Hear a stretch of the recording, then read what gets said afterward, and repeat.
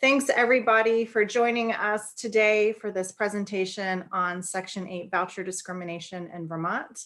This panel is brought to you by the Vermont Human Rights Commission and Vermont Legal Aid, and it's part of the Fair Housing Month activities that we're doing in collaboration with lots of different partners across the state, and namely, I think CVOEO, Department of Justice, HRC, Legal Aid, and Department of Libraries, and many, many other sponsors that I will miss. CVOEO has a good full long list of those if you're interested. And you can check out the Fair Housing Month calendar of activities on CVOEO's website, which I don't have here, but maybe Corinne can put in the chat for us.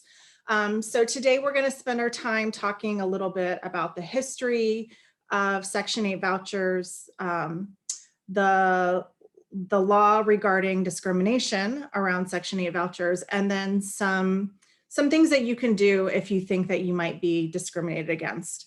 So Melissa Horwitz from the Human Rights Commission, she's an investigator and an attorney. She's going to be talking to us about a lot of the legal and history aspects. I'll be talking about investigation and evidence gathering, and Cassie Burdyshaw will be facilitating and helping move along the conversation.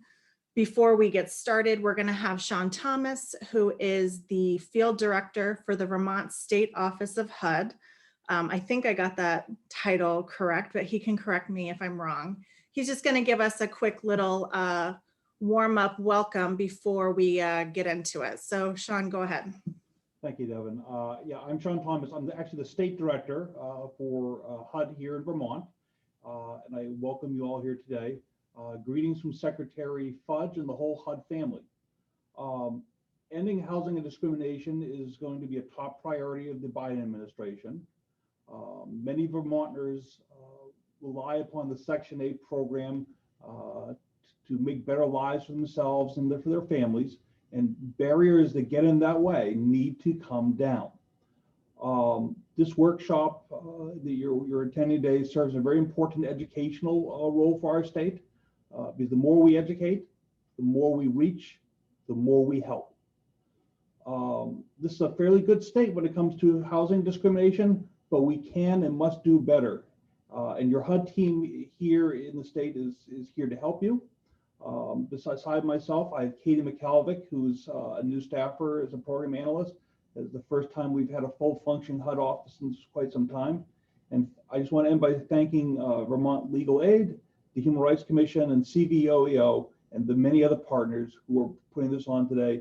And I encourage you to work with HUD to end discrimination in our state and in every state of the union. Thank you. Great. Thank you so much, John. I'm so glad that you could join us. Just a reminder as well, if you have questions, you can go ahead and put them in the chat, and Cassie will be reading the chat, and we hope this can be somewhat informal. So if it's a good time to break in, Cassie will break in and let us know if questions, if they can be answered, if they're relevant to what we're talking about right now. She'll let us know, and if not, we can also have time for questions at the end. And that chat is at the bottom. If you hover your mouse over the bottom, a bar should pop up, and in the middle is the word chat and a speech bubble. So click on that and you can type in your question, and I will take a look at it and pass it on. Thanks, Cassie. So I wanted to start a little bit, and I'll try and keep this brief, but history is something I'm very interested in. So I thought I would do a brief history of, voucher discrimination and how we ended up with the Section 8 Housing Choice Voucher.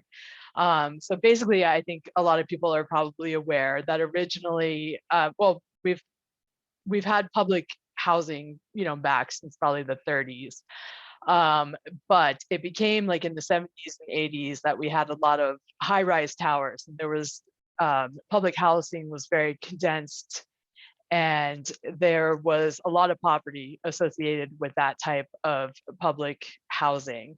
And so HUD, became aware of this and thought that this was not maybe the best form of public housing. So in the 90s, they started a program that became known as the Housing Choice Voucher program, and better known as Section 8, that would give people a choice. They would give them a certain amount of money and they could go and seek out their own housing with that amount of money. And the goal was that they would be able to not live in concentrated poverty, have more access to different neighborhoods with different schools, different employment, and hopefully different health outcomes, all of these things.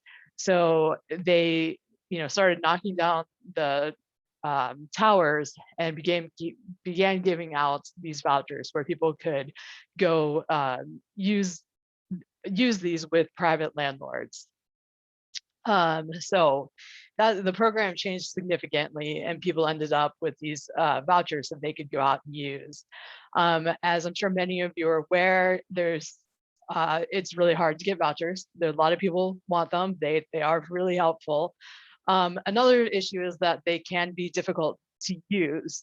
There's a lot of vouchers that go unused, and some of the reasons for that is there's a short timeline. You have 60 days to find a place. In places like Vermont, we know there's a lack of affordable housing, and so that can be a limitation. We know there's discrimination still when it comes to vouchers, and so that can make it difficult for people to use their vouchers within that time period.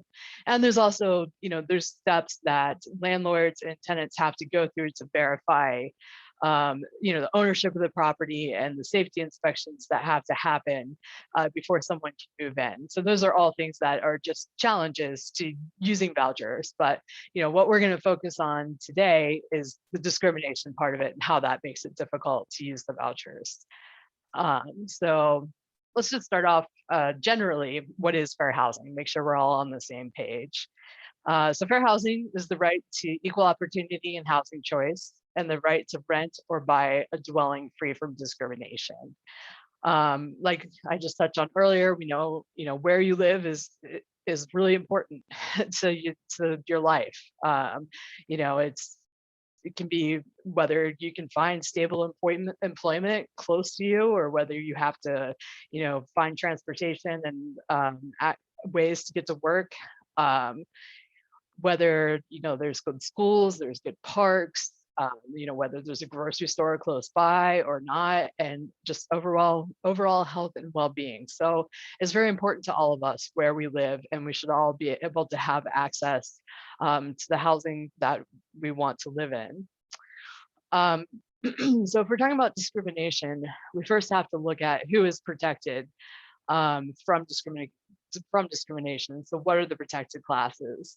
And this differs between the federally protected classes, which federal law gives us, and our state protected classes, which Vermont has in addition to the federally protected classes. So at the federal level, we see disability, race, sex, color, national origin, religion, and family status. And that's whether you have children or don't have children. Whereas in Vermont, we also have public assistance, which is where the housing voucher would come in, gender identity and sexual orientation, age, marital status. So this is if you're single or married, you can't be discriminated against based on that. And victims of domestic violence are also protected. This is a more recent law that was passed by the legislature within the last couple of years. So what is housing discrimination? And this is general for all those protected statuses, but we will try and focus specifically, just because we only have so much time, on the on housing vouchers. So things that can't be done. You can't say housing's taken when it's not. So if an individual shows up, or a family, and says, we have a housing voucher and we've seen your ad that you have an available apartment and we'd like to rent it, and then all of a sudden that property is not available after you say you have a housing voucher, that's illegal, especially when you see that the ad is still running and after you've said that you can't do that. If you come to talk to someone about renting a property and they try and steer you away from that property, say, oh, I have a property in this other town that I think you'd be much more comfortable in, or, you know, the people in this neighborhood would probably not be that nice to you or not be that comfortable with you because you have a housing voucher. That's illegal. They can't steer you into another neighborhood. Clearly just flat out refusal saying, I don't rent, or I'm not going to sell this, or well, rent in this situation to someone with a housing voucher, just straight out saying that it's illegal. Different rules or conditions, you can't charge. So if you say you have a housing voucher and then they say, okay, we'll rent to you, but we're going to charge you a higher rent or security deposit because you're paying with a voucher or a subsidy, that is not okay. That is legal. Discriminatory ads. So if you see an ad in the paper that says we don't rent to someone with a voucher or we don't accept Section 8, that's illegal and something that should can be reported to us or to HUD, or you can make a call to legal aid. You know, threats or intimidation or harassment can be very serious here, even like if you are renting, this can come up a lot too, because landlords know that if you get evicted, that can threaten your voucher and they can try and use that, hold that against you. So they can use threats and intimidation that if you don't do this, this can also happen with, you know, kind of a double discrimination with like sexual harassment, that if you don't give in to this, you know, I'm going to evict you and then you could potentially lose your voucher. And it's really serious. So obviously that's illegal. It just like anyone else, they cannot, landlords cannot refuse to provide you a reasonable accommodation because you have a voucher. And that's, again, something that they could use as a threat or to harass you. Landlords also can't say that they'll only rent a certain apartment to you if there's an apartment complex. You know, they can't just have set aside, you know, just like with people with disabilities, unless there's a special reason for it, or any other person of a protected status. You can't just say, well, I have this one special apartment that I'll rent to you. And other things to watch out for, you know, landlords can't just have minimum income requirements that would disqualify someone on a voucher. So if they tried to make that your minimum income requirement is like 150,000, just to preclude people with vouchers because they wouldn't be able to get a voucher if they made that much. So that would also be, you know, most likely applying different terms and conditions to people because most likely other people wouldn't fit that either. So, you know, they can't just make that so you can't qualify. And another thing to watch out for in this area is that there can be double discrimination that happens a lot. So landlords can use your voucher to discriminate against you on a different basis than the voucher. So these inspections sometimes that have to be done can be a cover up because, you know, if if the inspection is taking place and there's something that is not up to safety standards, and they will say, well, I'm not going to fix it. And that also could be a cover up, like, I don't want to rent to this person with children, so I'm just not going to fix this. And it could really be about the discriminating against people with children or someone of a different race or religion. You know, sometimes those can be hard to prove, but it's something to look out for as well.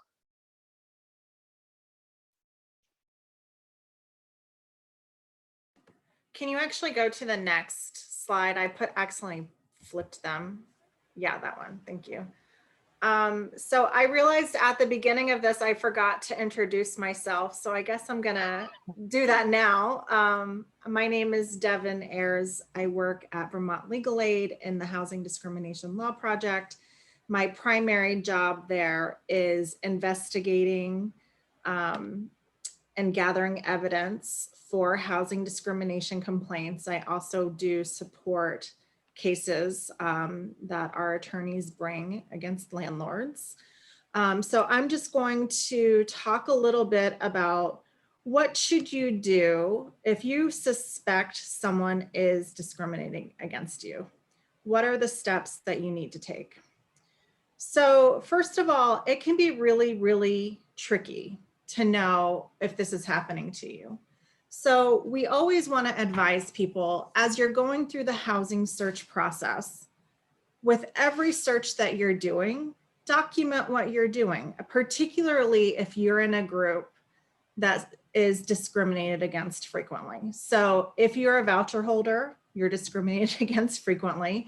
If you have a disability, if you have minor children, if you are a person of color, in all of these categories, I would recommend that you're documenting your housing search. So what does that mean? That means that when you're communicating with landlords, if possible, you're communicating with them through email and text message, right? It's great to have a written record of your interactions with landlords from start to finish, if that's possible. It's not always possible. Sometimes landlords want to talk on the phone. Sometimes you do go in person to places, and we'll talk about that in a second. When you are finding a place that you would like to see, that you're serious about, that you think you might want to rent, make sure you save the advertisement. You can just have like a little folder. If it's like Craigslist, save it so that way you have the property, where it's located, and the best way to contact the landlord. That could be really important later on in the process. When you're having conversations with landlords, it's okay to record those conversations if you're over the phone or in person. A lot of people do this just by using their voice memo app on their phone. You don't have to have any special technology, and you don't have to tell the landlord that you're recording. In fact, if you do tell the landlord that you're recording, they'll probably maybe not want to talk to you, or it might change the way that they interact with you.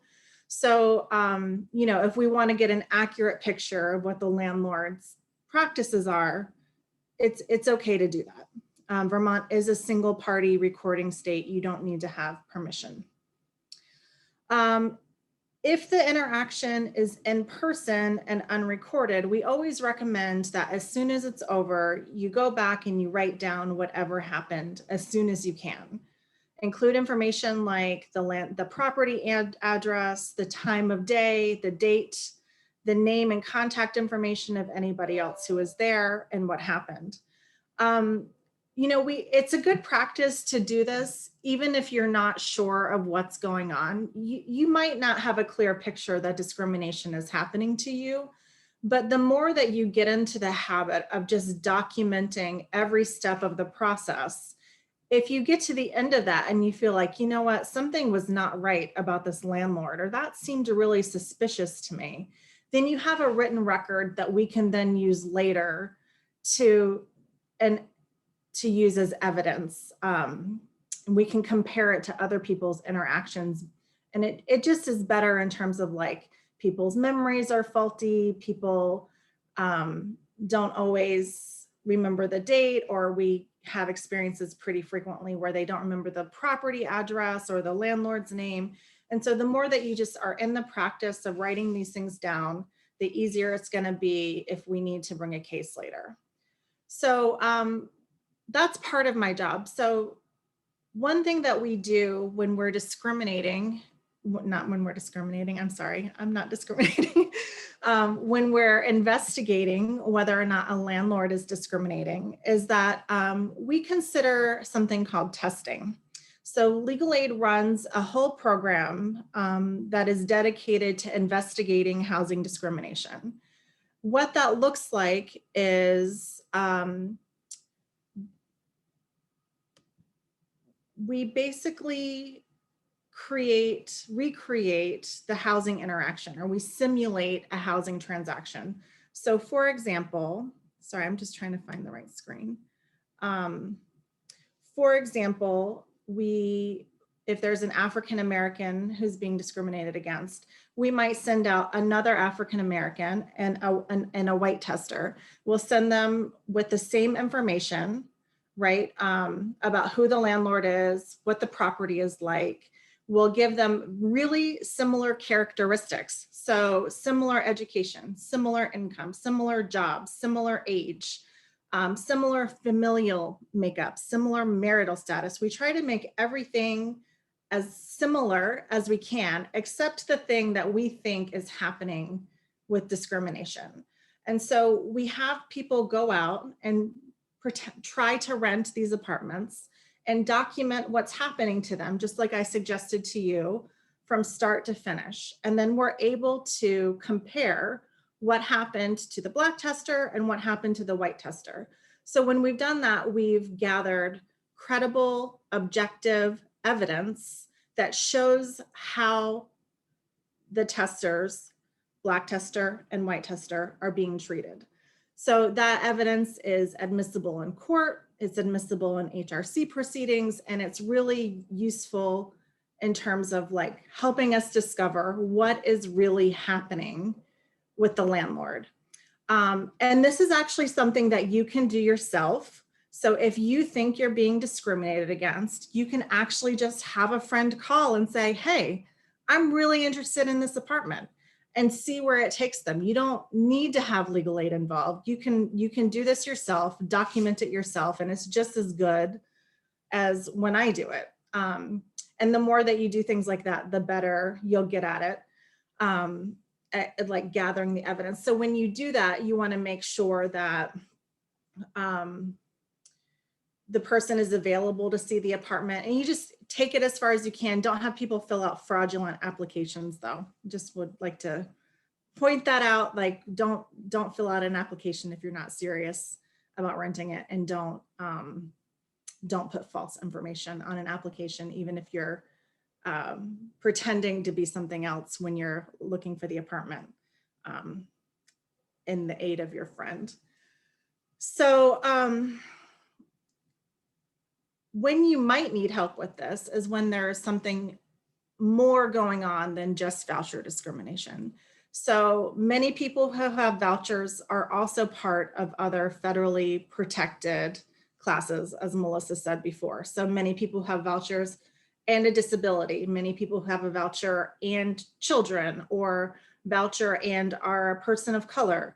So if you're in this category where you have a voucher and you're also in another class of people that gets discriminated against frequently, your investigation gets a lot more complicated at that point, and it's a lot more difficult to uncover what is going on. So at that stage in the process, we would recommend that you call legal aid right away to say, I really need help investigating this. The sooner you call, the better, because as you know, this housing market is absolutely bonkers, and things, as soon as they appear, they disappear, especially right now. So if you want us to be able to really take a crack at investigating it, as soon as you're suspicious that something is going on, you should call. And when you call, you need to have some information available. You need to know, where is the property? Who is the landlord? Sometimes you don't know who the landlord is, but we need to know, where was the advertisement? What, did you see it on Craigslist? Was it a sign that you saw out on the road? Was it word of mouth? We need to know how you heard about the apartment. And so if it's a sign on the road, take a picture of it. If it's a advertisement on Craigslist, download it or screenshot it and send it to us. If it's word of mouth, you need to give us like the landlord's phone number and how you knew how you were going to get in touch with them, right? All of this information is essential to carrying out a very fast and expedient investigation. Sometimes investigations can take a week. Sometimes, particularly more complicated ones, can take several weeks to several months. There are often times when we start to investigate a property, and in the first round of testing, where the first few people we send out, we think, you know, this is kind of suspicious, but we don't really have good evidence here. And then you do the same test multiple times over a long period of time, and then you can begin to see patterns emerge. And so sometimes it's not an instantaneous answer to, am I being discriminated against? We know landlords can be very subtle, that it's not always just saying, I'm not going to rent to you. We know that sometimes it's that they respond to you in a different amount of time, or they don't respond to you at all, or they respond to your friend very quickly and it took them 2 weeks to get to you, or that you get there and suddenly the apartment is gone. Is it really gone? Or, you know, do they not want to rent to you because they found out you had a voucher? So there can be a lot of different things going on, and discrimination is not always in your face, obvious. So that's why we do these kinds of investigations. And that's why we encourage you to do those investigations yourself. You know, always carry a notebook, always take pictures, record when you can, and make sure you keep track of whatever evidence you're gathering in your housing search. The last thing I will say that I didn't mention before is that I think anytime you can take another person with you to view an apartment, or even have somebody else in the room with you, if you're on speakerphone with a landlord, if you're not recording, that's also good, because you have a witness, and having a witness to whatever exchange is happening is going to be more credible evidence, right? That when it's a he said, she said sort of thing, or like, you know, two different testimonies, that two people saying completely different things, it can be really difficult to say, like, what's really going on here? How do we know it's really discrimination? If you have a witness, that can certainly help you a lot. I'm trying to think if I missed anything. I don't have my notes up. And this might be a good moment for a question from the audience. Great. So somebody is wondering, are there trainings for landlords for how to conduct business without engaging in discrimination? There are, and in fact, there is one coming up that the Apartment Association, the Apartment Owners Association, and also the attorney from Legal Aid, Rachel Batterson, is going to be conducting together later this month. I think I see Corinne over there looking for the date. She'll pop that into the chat for you, but that's a great question. We love it when landlords want to know best practices and how to avoid this.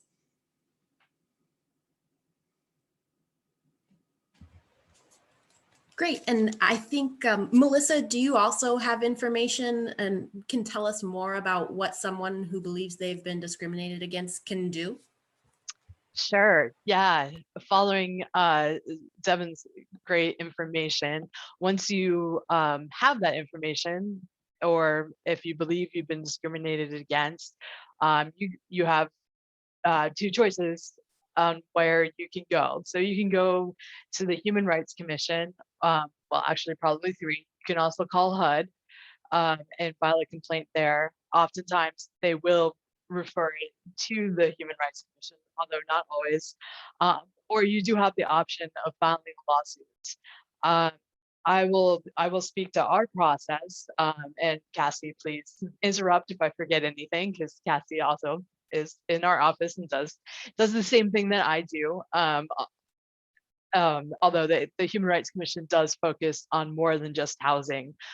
So my focus is mainly housing, but we also investigate discrimination in public accommodations, as well as discrimination in state employment. But yeah, so you can file a complaint with the Human Rights Commission. In order to do that, you would either call, email, or go to our website and fill out the information for a complaint online. So if you go to our website, there's a specific form you can fill out for a housing complaint, or you can call or email our intake person, John McKelvey, and share the details with him. So we'll just want to know, what happens, who do you believe discriminated against you, and we'll also, John would ask you about like witnesses, documents, and the other evidence that you have. Just an important reminder that just because you call us, you can call to talk about it and figure out what you want to do. Just because you call, or even if you fill out the form, or start drafting a complaint, if it's always up to you if you want to keep pursuing this. So you can call and find out more information. You're not, you're never stuck with this process if you decide it's not something you want to do. So you can call and do that. If you do that, then John and our executive director will determine if there's an actionable complaint. And if there is, then John will draft a complaint for your review. And after he drafts the complaint, he would present it to you to make sure that it's accurate and it reflects everything that happened, and that so that you're comfortable with it, make sure that it's all true. It would be sent to you, and then you would notarize it.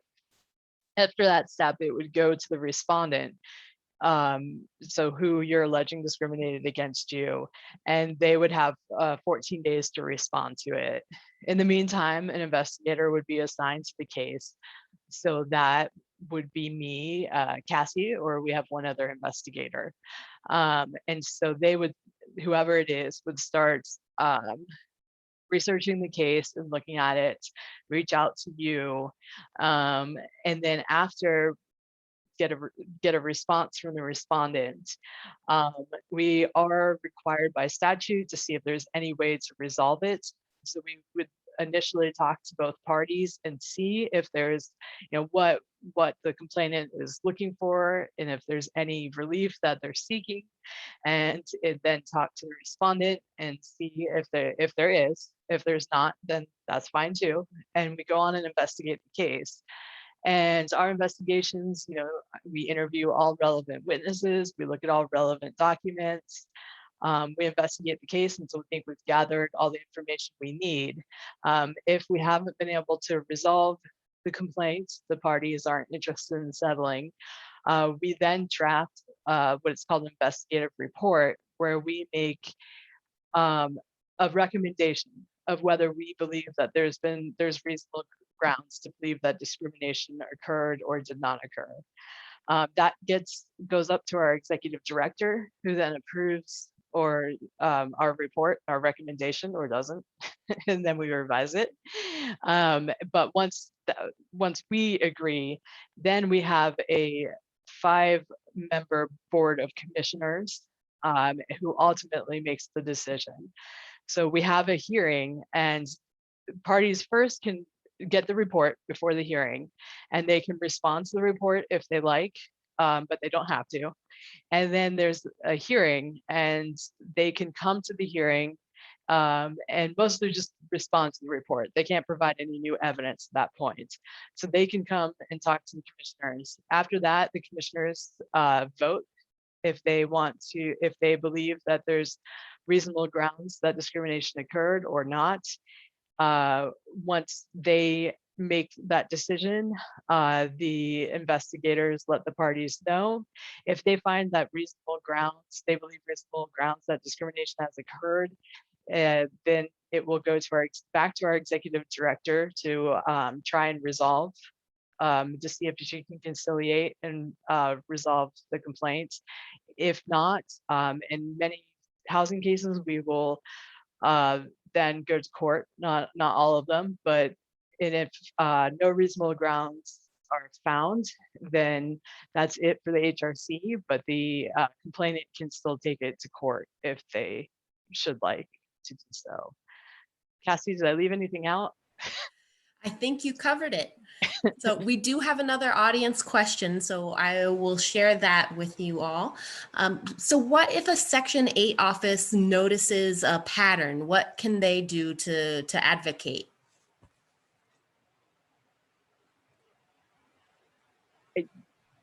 That might be a good testing question. From how I see it, maybe I'm. Yeah, I think it depends on what you mean by noticing a pattern. So if it's suspicious but not clearly discriminatory, certainly you could call us. You don't have to just be a client to call legal aid. Caseworkers and Section 8 case managers, designated mental health agency people, folks who work at Capstone or community, community actions. It's fine if anybody in this housing community is suspicious about a landlord discriminating and would like an investigation. We can't open it for you as a case. But if you let me know that it's happening, it's very possible that I could investigate it. I can't promise that, but we certainly could investigate. If we hear about things going on in the community, we do want to look into them because so legal aid does complaint-based testing. So somebody thinks, oh, this is happening to me. Can you look into my particular case? But we also do what's called systemic testing or audit testing, where we just look around to see what's happening in the housing market all over Vermont. So we're not only doing complaint-based tests. So we don't have to have a complainant to do a test. It's a little more complicated if we don't have a complainant and we want to bring a case, but that's a completely different situation. I do want to also, while I'm talking, just piggyback off of what Melissa was saying about the complaint process and what you can do if you find that you're being discriminated against. Legal aid does file cases in the HRC and in HUD and in state and federal court. So we do represent people in those cases and all of the fora that exist. We also, oftentimes when we're too full on cases and we don't have capacity to take more, we do send a lot of people to the HRC. And one reason that we like to do that is we like to tell people that the Human Rights Commission is a really great forum to navigate if you don't have an attorney. It's very friendly to people who don't have legal counsel. So if you are in a position where legal aid can't take your case and you're not able to find a private attorney, that the Human Rights Commission is a really great venue for that because it is the most friendly forum for people who can't afford an attorney. Thank And you. I wanted to add one more thing to the question as well.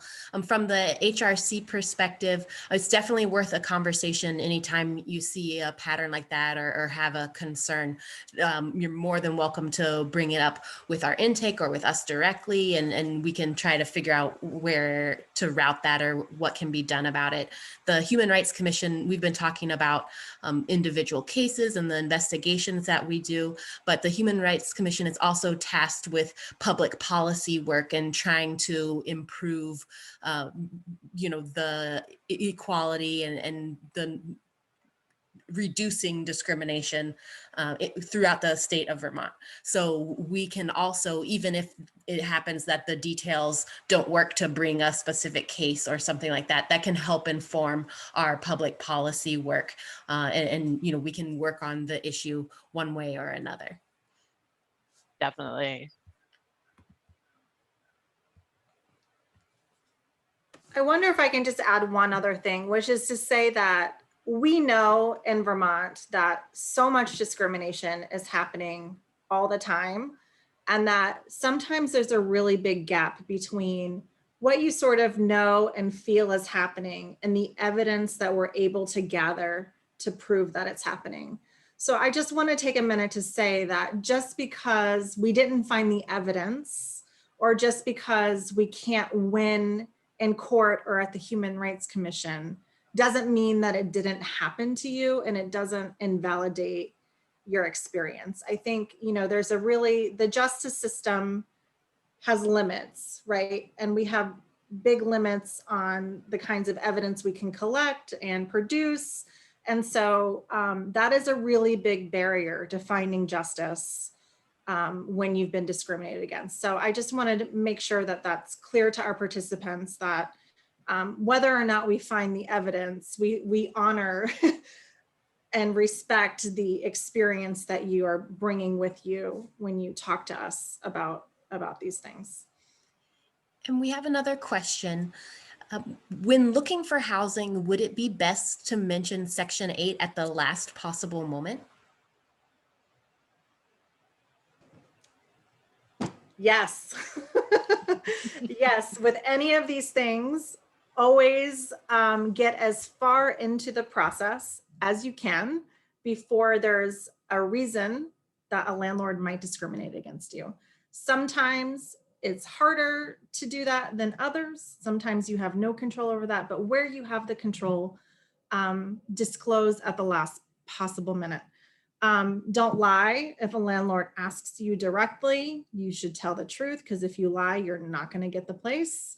And that's a good reason for them to not give you a place. But certainly withholding that information is going to help, and also helps us understand what's happening if we're investigating and trying to gather evidence. And they shouldn't be asking you that right off the bat. They should be asking you if, if you have sufficient income to afford the place, but not specifically, how or where that income is coming from. So yes, I agree, Devin.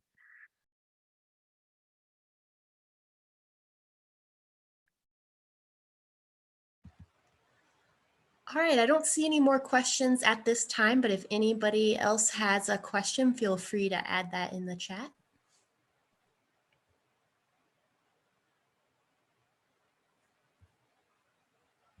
Yeah, and I would just encourage people, I think, as all of us have been saying, just to call at times if you're not sure, because we can help guide you, let you know if there is the claim or not. But I think, especially with voucher discrimination, it's tough, and we understand that, because oftentimes you're looking for housing and you have a short time to do it. And so even if you might be like, was that discriminatory?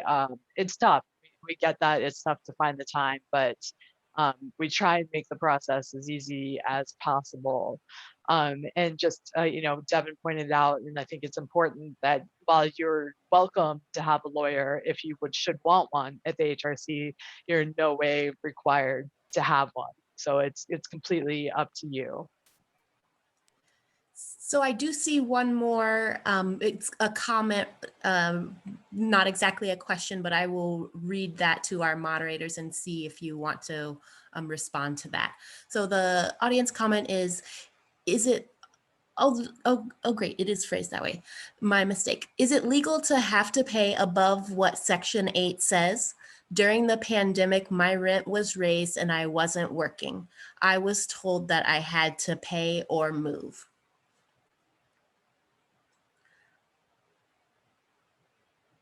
I'm not sure if I am totally understanding the facts.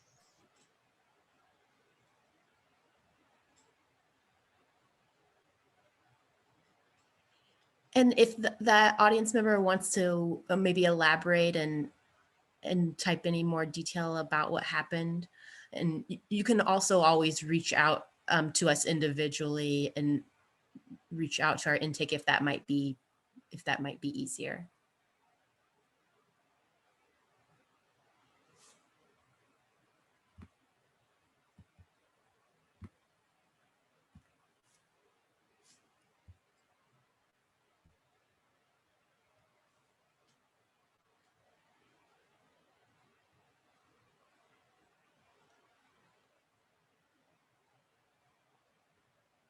So I can let you know if more pops up.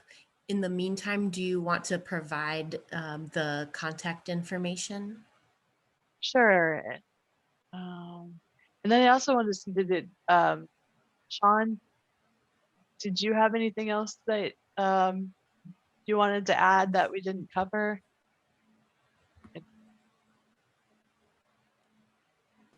I think Sean left. He had to go. Oh, okay. Sorry, I can't see everyone.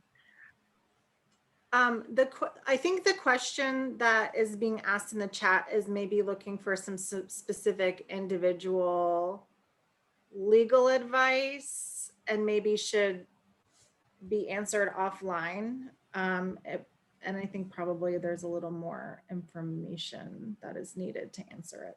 Not trying to ignore it, just that we tend to not give individual legal advice in forums. And you can definitely reach out to Yeah. these numbers or these websites and get in touch. But we do have one more question that I think is more general. What kind of policy changes should we advocate for so that Section 8 holders have more housing opportunity and choice in Vermont?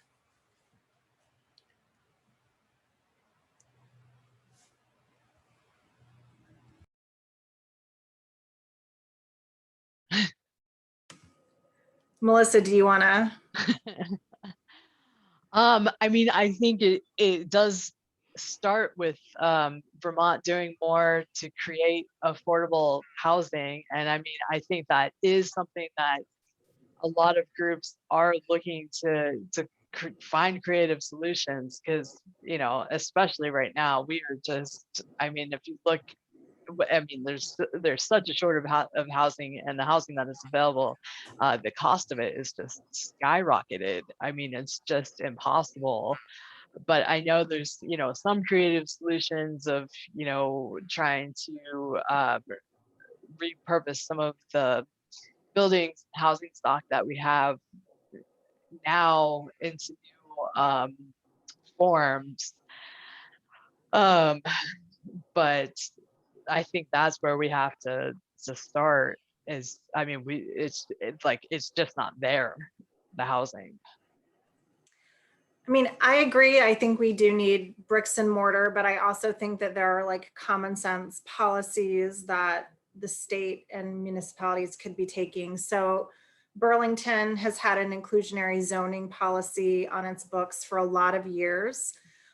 It went through, I'm actually not sure if the revisions were finalized or not, but there was a lot of talk about it about 2 years ago. But what inclusionary zoning is that it means anytime there are new apartment buildings being built, there has to be a certain percentage of them set aside for low income Vermonters. And they usually target the income above what you would typically think of as the income of somebody who is on a Section 8 voucher. But the rents are controlled. The rents are permanently below market. And that makes it possible for Section 8 voucher holders to take their voucher into these brand new apartments and be able to afford them and live in them. And Burlington has seen some success with that. Certainly their policy could be improved upon in a lot of ways. I think we need more apartments set aside. We need to make sure that they're mixed into the buildings, that they're not segregated. So there's like a poor person building and a rich person building, right? People should be living together, and mixed income, mixed use properties. But I think policies like that are important for the health and vibrancy of our communities, and also go a long way towards desegregation, which is something we haven't really talked about, how affordable housing tends to be segregated. It even is in Vermont, and particularly in Burlington. But if we have more, particularly since we're so obsessed with building right now and we're doing so much building right now, all of the building that's happening needs to be, if it's not particularly for affordable housing, if it's market rate housing, it all needs to have affordable housing units within that are fully accessible also, by the way. Get off my soapbox.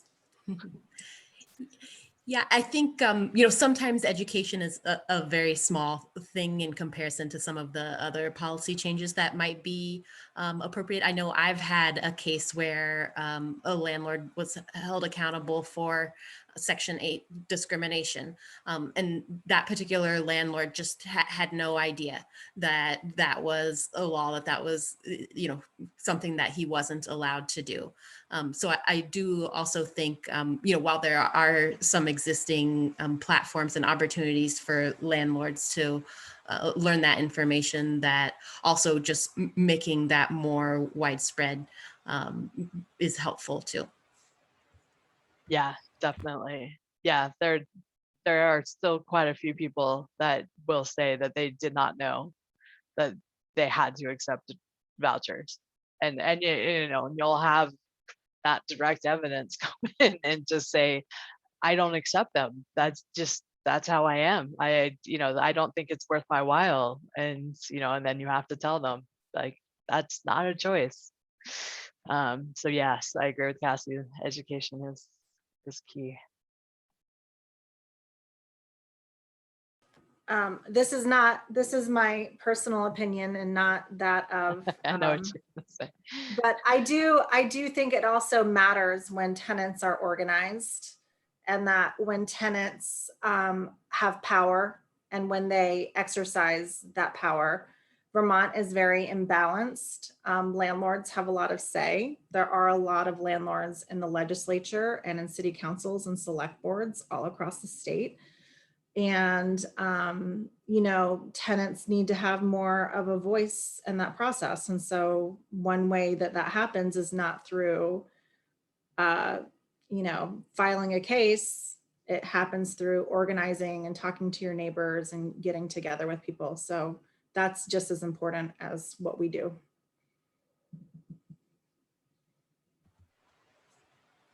And there's an audience comment too about the proposed rental safety bill that it would include a statewide rental registry. And so that could be a way, an opportunity for more landlords to have access to things like education.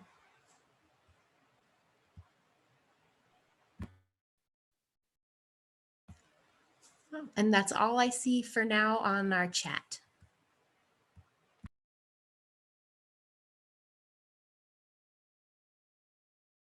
Great. I think all of us would encourage any follow-up questions if you think of anything after this, but we really appreciate you coming, and yeah, please stay in touch. I think this is an important topic, and I hope that we'll continue to have more discussions around it. Thanks, everybody.